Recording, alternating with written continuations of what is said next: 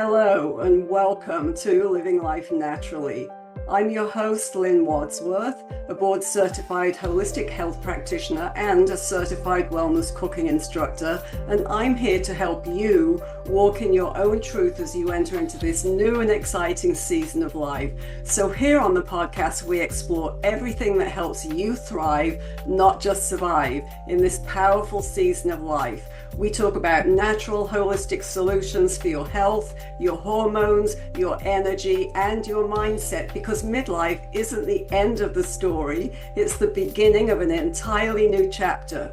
So before we dive into today's conversation, I'd love to invite you ladies to come and join me in my free Facebook community, the Energized Healthy Women's Club. It's a beautiful space where I share weekly tips, strategies, and inspiration to help you boost your health, vitality, and well-being in natural, practical ways. So grab your favorite cup of tea, get cozy, and let's get into today's episode. Well, hello everyone, and welcome to our Living Life Naturally podcast. And I am excited today to introduce you to Megan Edge. She is a Canadian, so that's wonderful. She is also a master healer, intuitive educator, counselor, and author of Heart's Journey, Healing Hearts, Oracle Cards, and Guidebooks. She offers mind, body, and soul healing through energy healing, intuitive counseling, body work, plant medicine, which I love, nature, which I also love, and food as medicine. And she does integrate essential oils, which you know I do too, so that's great.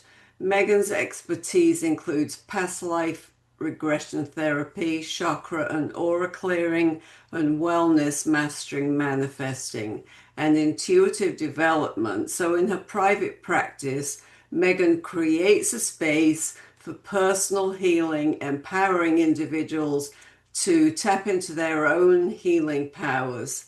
She believes that each of us has the potential to unlock our healing abilities and achieve deep and lasting healing. So welcome, Megan. We're thrilled to have you with us today. Thank you, Lynn. Thank you for having me today. I'm looking forward to our Yeah. conversation. And I would like to remind our listeners or viewers that we would love a 5-star review for this, or for you to subscribe to the YouTube channel so that you don't miss out on anything that's going to come out and would be just what you need for that moment. So today we are going to discuss a little bit about Megan's healing work. So Megan, what got you into this area of work? Well, to be perfectly honest, Lynn, I've always been a healer. I've always been somebody who looks after others. I think many Mm, of us are, especially as women. mm, As a little girl, I was the one bringing home the bird with the broken wing or the stray cat or, saving the spiders. So it was something that I've always had an affinity for, but it wasn't always something I knew I wanted to do. In fact, I wanted to be a teacher when I was a little girl. mm, And I realized as I was becoming an adult that I was always teaching, even though I didn't go into teaching. I went instead into counseling and in healing when I was in university. I took women's studies with the aim to be a therapist to help people who have survived sexual assault. And I realized at the age of 21 or 22, after working on a crisis line for a year, I wasn't quite ready to do that work. I had my own healing that I needed to do, and I recognized that I didn't have yet the boundaries in place between myself and the experiences that the women I was working with had or were having. I was having my own triggering. mm, So I recognized that as a young adult and stepped away from that goal and worked in a whole bunch of other fields, did a whole lot of other things, including a horticultural degree and working with plants and herbs.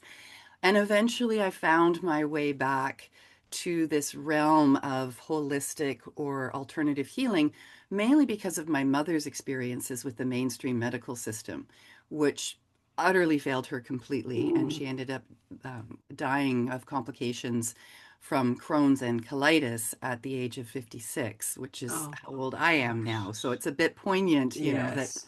that I, and when we think about like the topic that we're going to be discussing today, some of what we're going to be talking about in terms of menopause and change of life, what I watched her go through, and again, medication after medication, prescription after prescription, radical surgery. She had a complete ileostomy. That's the removal of the entire lower intestine in a bag.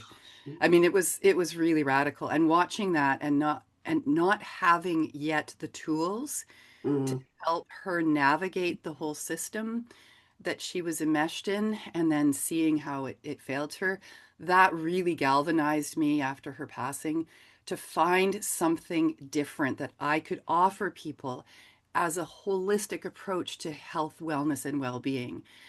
That and the birth of my older daughter and her allergies that showed up Mm. immediately after she was born, I went on this rampage of learning. You know, what can I learn? Who can I learn from? How can I create a body of work that will allow me to help in that deep and permanent healing that you mentioned in the introduction? Because I know it's possible, and that's what I want to see. And so that's those two incidents specifically, my mother and my daughter, were Mm. real turning points in my journey to putting out my shingle, saying, I'm a healer and I can help. Oh, that's wonderful. And I know in your introduction we talked about nature. So I'd love to know what you consider to be nature-based healing. And your use of the word nature is medicine, because some of us know that. I would say the majority don't. And it's just a beautiful way for people to connect with nature, and it can have profound results with us. So I would love for you to talk about that. Absolutely. I consider myself to be extremely fortunate in that I grew up in environments that gave me the opportunity to be out in the wilds of nature, the forests, the lakes, the fields, the seashores, as opposed to cultivated nature, which is also has great benefit. But because I have that in my background growing up, I've never been afraid of nature, and I've always looked for it around myself. I've always surrounded myself with it. Working with nature as medicine. I mean, basically, medicine is anything that helps us feel better, right? It's not necessarily a pill in a bottle, but if that makes you feel better, that's medicine. Anything that we do that helps us feel better about ourselves or helps us feel good in our body is a form of medicine. Nature can be something as simple as bringing a house plant into your house from the grocery store Mm. and having it on your desk. That's a piece of nature that you've brought into your home. And in doing that, you have connected at a very ancient and primal level to an understanding of where we have come from and of what we are not divorced from. And I say that because in our modern world, especially in North America, the majority of people, I would say 97% of the population, are divorced from nature. They've separated themselves from nature, or they don't consider nature as something that has value. Or they just haven't grown up with an understanding that the dandelion growing out of the crack in the concrete in downtown New York is still nature. In fact, that's demonstrating nature's incredible resiliency. And then within that dandelion, there is actual medicine. I mean, medicine, and I say Yes, actual, yes. it's all medicine, but I mean, there's physical medicine in that dandelion that can support all manner of our body systems, and every piece of it is edible. When I can educate someone on just even a small piece like that, like don't pull out your dandelions and throw them away, pull them out and eat them. Don't spray them with pest or herbicides, If I can help one person connect to one element of nature, then I have offered them medicine in that moment. So tell me, I grew up in England, and everywhere we looked in the fields, there were dandelions and buttercups and daisies. So what exactly are the benefits of dandelion? Dandelions have so many medicinal benefits. Every part of the plant is edible. Everything from the flower buds, the stems, the leaves, the roots. The roots, for example, have been used for centuries as a tonic for liver cleansing. It's dandelions come out in the early spring in most places, most parts of the world, and so it is known as a spring tonic that helps to revitalize the liver, helps the lymphatic system to drain. It has anti-inflammatory properties. And what people have done for centuries is to roast dandelion roots and then use it as a tea or as a Yeah. tonic. It has a Mm. wonderful sort of caramelly coffee flavor. In fact, a lot of people use it as a coffee substitute.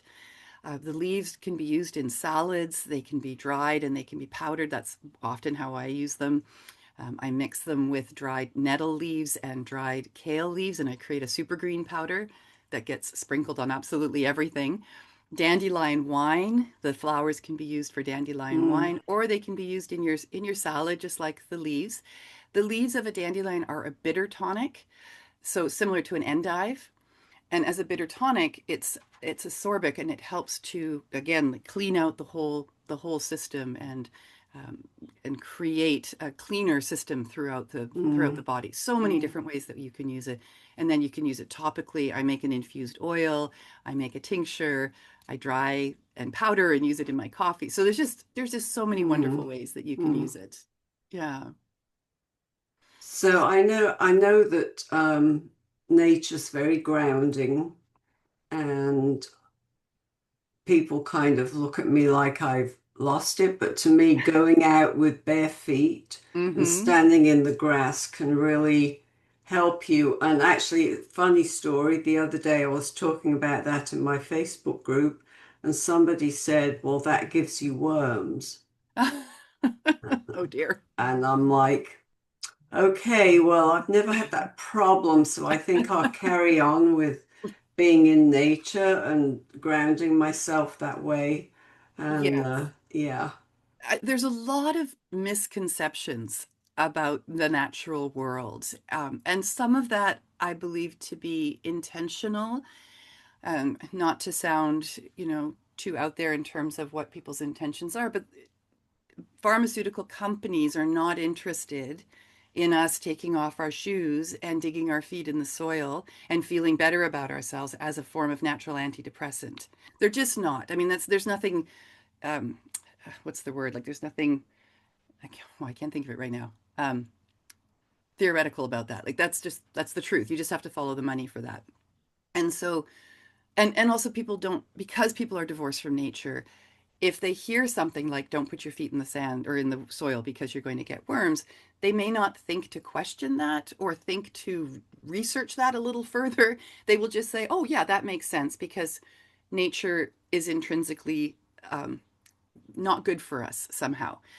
And there's a long tradition of the idea that we are here to conquer nature or we are here to master nature or nature is here for at our disposal, and all of that kind of thinking and belief that gets integrated and woven into our subconscious creates this idea or this belief that right, nature's not safe and we need to be over here in a bubble and keep ourselves away from it because it can cause all this harm. And that's really unfortunate Mm. because it means we don't have a relationship with our natural environment to Mm. our detriment, to our health detriment. Mm. Yeah, it's very sad, the misconceptions there. Yeah. And what you're Yeah. talking about, Lynn, with putting your feet on the ground, there is a lot of scientific research and evidence that supports the idea, not the idea, supports the knowing, the knowledge that there is electrical currents that run through the earth. There are electrical currents that run through us. Our feet on the ground without shoes allows that connection, that electrical current to run through us from the earth. And that helps us feel more grounded Mm. and more Mm. connected. And so while it may sound woohoo, and maybe the person in your Facebook group was thinking, oh, it's a little out there, it's really not. The research is there that supports all of this. Same thing with forest bathing or earthing. These are more modern terms used to describe standing on the grass with bare feet or walking in the forest as having incredible health benefits for Mm. us. Yeah. So when it comes to nature, tinctures, things like that with midlife women, maybe women going through menopause, um, how would you be able to help them with that? Well, first, what I would want to do is, or what I do is to look at the whole way in which the woman is living her life. Because there isn't any one single thing that's going to change Mm, everything. It's an integrated process.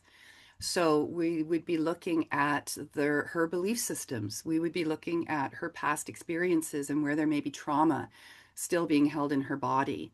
We'd be looking at her relationships, primarily her beliefs about herself, her beliefs about aging, what that means for a woman in our culture, in North American culture, is very significant mm, to how we expect our bodies to move through this change and the acceptance of the limitations that we've been told are inevitable from this change. So the basis of the work that I do is looking at the beliefs that the person is holding, that the woman is holding first and foremost. As we do the work around that story that she's carrying and the way that she is talking about herself, we look at what words is she using that are low vibration words that are creating a negative relationship with herself, and how can we change that wording in order to change her relationship with her story of who she is in the world. And that's a profound part of the whole process. And before we mm, even begin talking about what essential oils can we use that can help the body produce the appropriate levels of progesterone or estrogen or anything like that, or what foods should she switch out from what she may be eating, that is perhaps donuts and Tim Hortons coffee, and could we switch that for something healthier? There's no that won't be as effective if we don't do the work around the belief system, around what it is to be a woman in our society, what her story of that is and her experience of that has been growing up, and what she believes is possible for herself around her health and wellness as she ages. mm. Yeah, there's this misconception that through the years has just become prevalent, and I think people are starting to bust through that. That pretty much when you have gone through menopause, what this is not a nice way to put it, but what good are you to society now? You're too old. And I think it's really important because to me, I believe that when we hit that 40 period of going through perimenopause, life is just beginning, just like your book up there, Heart's Journey. We can go wherever we want to after this phase of life and choose whatever path we want to choose. And it can be a really exciting and adventurous time if people look at it that way. Absolutely. Absolutely. I really do feel that we need to have a reframe of what this means, this whole menopause. What does it mean and what is left over afterwards? Because as Mm, you've just alluded to, what is often left over afterwards, at least again in our culture, is that you are no longer able to have babies. Your hormones have changed and now you've become bitchy, if we can say that. I hope so. You've become difficult. People are having issues with you because you're no longer defined as mother and perhaps wife, or a woman who's capable of becoming a mother and a wife.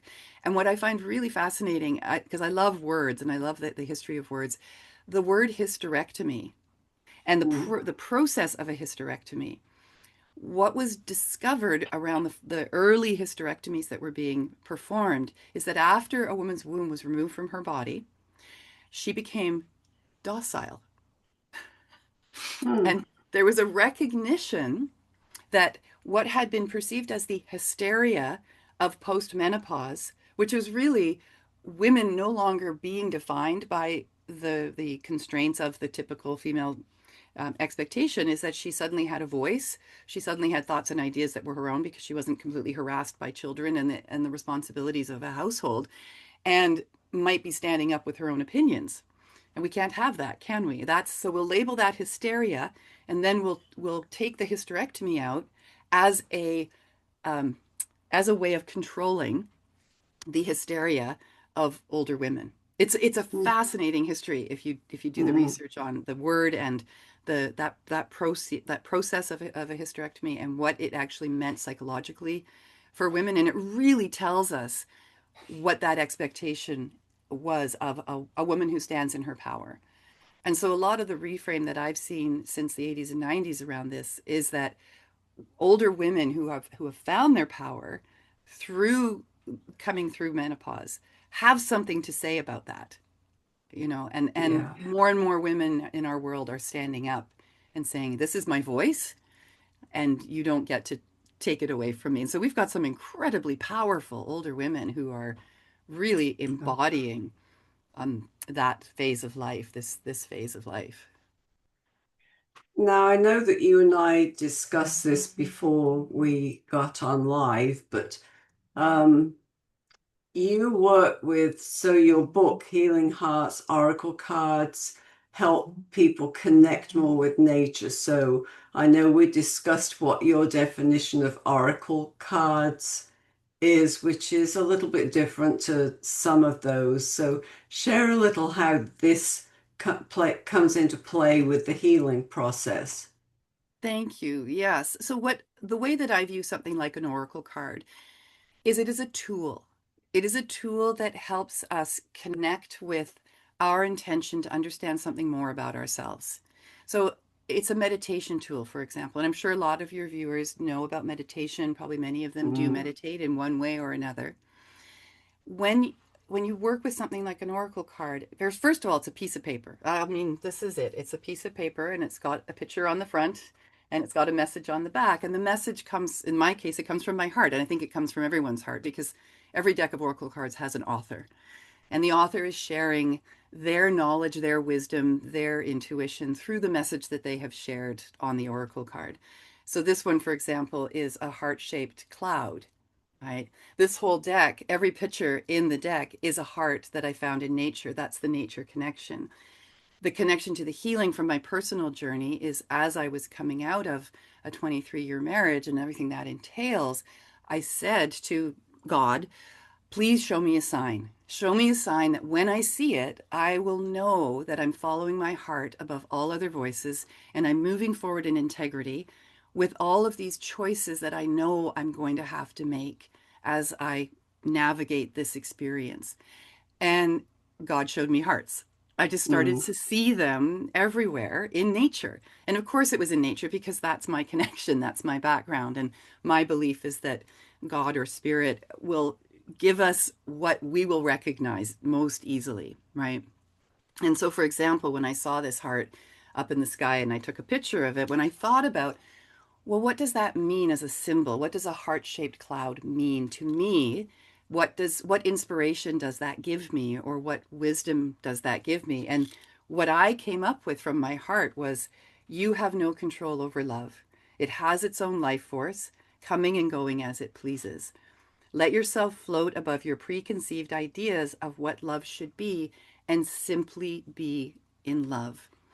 And the way that someone works with this is then to take that message into their heart, into their day, into all of their interactions, and notice what begins to shift within their relationships, right? And it's like what we were talking about with menopause. If you have a preconceived idea of what this means and what this is going to be like, then you've already set the parameters and you've set the intention. When you come into the experience without a preconceived notion, then all things are possible. And it's possible that you could have a menopausal experience that is joyful and that is uplifting, and where you start to feel that inner power rising, and you take that moment to contemplate what's brought you to this place. It's the same thing when you're working with this meditation tool. I think people get caught up in the idea of oracle as being something that separates you from God.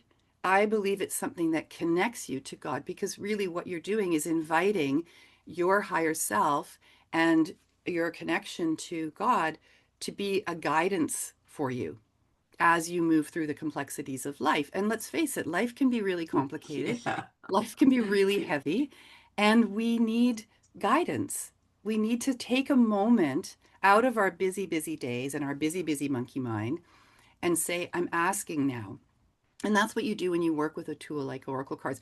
It's the same thing as if you open the Bible and you find a passage in the morning and you see that passage, you read it, and you think, yes, yes, this is meaningful for me right now. I'm going to think about what has been said, and I'm going to see how it applies to areas of my life where maybe I have been stuck, or maybe I need to forgive someone, or whatever it is the message is. It's as simple as that. And so I see it as a beautiful tool of self-acknowledgement and then connection with something outside of ourselves Mm. as we move through these complexities of life. Yeah, it's very important to have something and some kind of inspiration and encouragement for us to hold on to. Because for many people, well, even just the word menopause is so negative, and we need to get past that because it really isn't a negative time, And and kind of flip the switch and get that encouragement and that inspiration elsewhere. that's right. And when you were asking earlier, well, how would I work with a woman who is experiencing challenges or difficulties with this phase? And really, what it means is menopause is pause in menstruation. That's the basis, that's the root of the word. When we start to look at how is she living her life, what is she eating, what is she taking, all of that, we can look to other cultures with a very different diet from our own. And women in those cultures, especially cultures that are high in things like eating tofu, things like eating seaweeds, they don't have the plethora of symptoms Mm, that many North American women seem to have. mm, It's a very yeah. gentle process, and they're not riddled with the kinds of weight gain and pain and brain fog and all the night sweats and all of these sorts of things, the irritability. It simply doesn't happen. And when we look at another culture and say, well, why? What's different over here in a lot of Asian cultures? Mm, Unfortunately, the pendulum is swinging because a lot of those cultures are now influenced by the American diet. And now women are having difficulties with their menopause. They're having difficulties with their bone strength, all these things. It's very easy to see the correlation between diet and symptoms, diet and hormone disruption. Not only yes. diet, but the other things that are around us, EMFs and other plastics and endocrine disruptors and all of that Mm, are prevalent in North America. And so we see these host of symptoms. mm, A lot of mainstream medical professionals don't necessarily have that connection, don't make that connection. They're not seeing the big picture. They haven't been taught the big picture. That's where working with a naturopath or an alternative medicine person or plant medicine person can offer a woman different perspectives and different solutions to this whole process. But I think there has to be the psychology, there has to be the emotional and energetic healing and work, as well as then supporting the body and the changes at the physical level. mm. So, if there was one tip or thought that you could leave our viewers with that would be something that could really help them now, what would that be?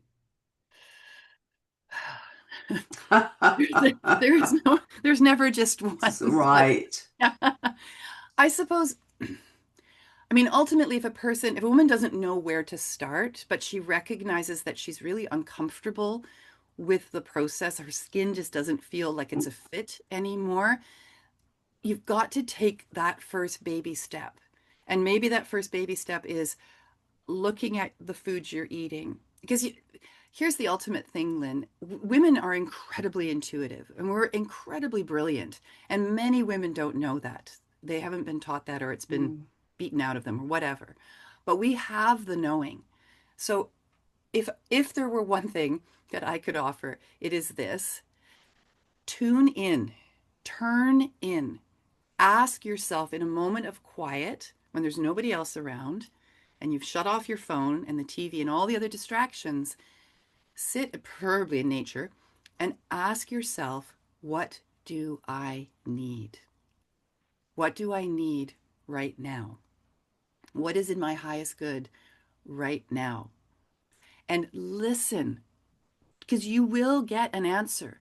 You will have a knowing. Something will pop into your awareness, and it might be something as simple as drink more water. Mhm. Right? Yeah. Talk to Megan about essential oils. Talk to Lynn about essential oils. Go put your feet in the ground. It will be something very straightforward. It might be something like, leave that man. The message is straightforward. The process is a little more complicated. Mhm. But Mhm. once you have the knowing of what it is that your body and soul needs more than anything else to step forward and be in your form of wellness and health, whatever that looks like to you, now you have an action, right? You have a call to action, and then it's your choice to follow that action and then follow it with the next action and the next action. Mhm. But it's never too late to start by asking that one question: what do I need most right now? Right. And then acting on it. And so I know that you have kindly offered to have a signed and personalized edition of your book given to our ladies or our listeners, and you got a coupon. So Yeah. tell me quickly just a little bit about your book. Yes. Well, it's actually more than a book. It's a full boxed set. It comes in this hard box set. I published it with Hay House Publishing. Some of your viewers may be familiar with Hay House. And inside the book, you receive this is the guidebook. And in the guidebook, I share my story of how I found these hearts. I share my story of what it was like to realize that some of my health issues, in fact, all of my health issues, were coming out of what had become a toxic relationship. And with two small daughters, how to navigate my way out of that in the healthiest way possible. And I Mm. share that with quite a lot of vulnerability in the book. And then I also teach you what an oracle card is, how to work with them as a meditation tool. There's different ways that you can connect with the hearts. You can simply take one, pull one card, or there's other ways that you can do it. And then each card has more information, more messages, more stories about the significance of that heart as it came into my life. And then you also get a journal. And this is Mm. all my photography. The journal's full color, lots of places where you can write down your shopping list, your wish list, your dream list, what came to you when you pulled a card. And then there's this beautiful deck, and there's 42 full color cards like the one that I showed you in the deck that comes in its own little deck. And you get a pen and you get a bookmark. So Mm. it's this whole healing toolkit to help you connect with your heart, heal your heart, just be aware of your heart and be able to have that resource to do that meditation work around your heart. So there's a lot of moving parts. Yeah, I will put all of that information as well as all of your website and YouTube links into the show notes so that everybody can have a chance to connect with you. I Thank really appreciate you coming on and thank you. sharing with us today. I appreciate being here, and I really enjoy our conversation. Thanks, Megan. Thank you, Lynn. Take care, everybody. Thank you so much for spending your time with me today on the Living Life Naturally podcast. I really hope you enjoyed today's conversation and that it inspired you, encouraged you, and reminded you that midlife isn't something to endure, it's a season to embrace. So if you enjoyed this episode, would you do me a huge favor? Please take a minute to leave a 5-star rating and review on Apple Podcasts. And don't forget to follow or subscribe so you never miss an episode. And if you're watching on YouTube, hit that subscribe button and ring the bell so you'll be the first to know when new episodes drop. So until next time, ladies, remember, you are strong, you are wise, and you are just getting started. Take care of yourself because you are so worth it.